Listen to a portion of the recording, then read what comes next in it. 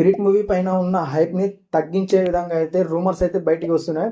Prabhas fans అయితే ఎంత hype పెట్టుకున్నారు. ప్రభాస్ నటిస్తున్న స్పిరిట్ మూవీలో మోడాంగ్ సియో డాన్లీ విలన్ గా నటిస్తున్నాడు అనేసరికి ప్రభాస్ ఫ్యాన్స్ కి హైప్ జయ్యని పెరిగిపోయింది. ఇప్పుడు ఇంకో రూమర్ అయితే స్టార్ట్ అవుతుంది ఇండస్ట్రీలో. అదే మన వరుణ్ తేజ్ ఇందులో విలన్ గా నటిస్తున్నాడు అనేసి. సో వరుణ్ తేజ్ విలన్ గా నటిస్తే ప్రభాస్ పక్కన విలన్ అంటే ఎంత పవర్ఫుల్ గా ఉండాలి.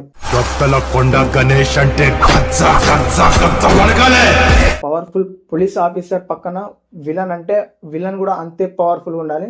సో మరి వరుణ్ తేజ్ ఈ విలన్ పాత్రను ఎలా పోషిస్తాడు, విలన్ కి హీరోకి మంచిగా కాంబినేషన్ కుదురుతుందా లేదా?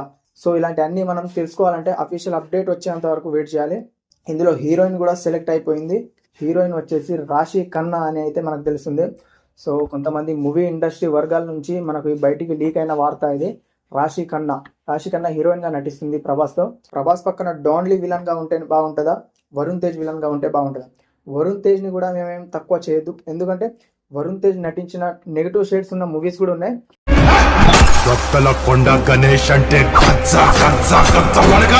ఎగ్జాంపుల్ చెప్పుకోవాలంటే గద్దలకొండ గణేష్ మూవీలో అయితే వరుణ్ తేజ్ యాక్టింగ్ వేరే లెవెల్ ఉంటుంది. సో విలన్ పాత్రలో మస్తు సెట్ అవుతాడు.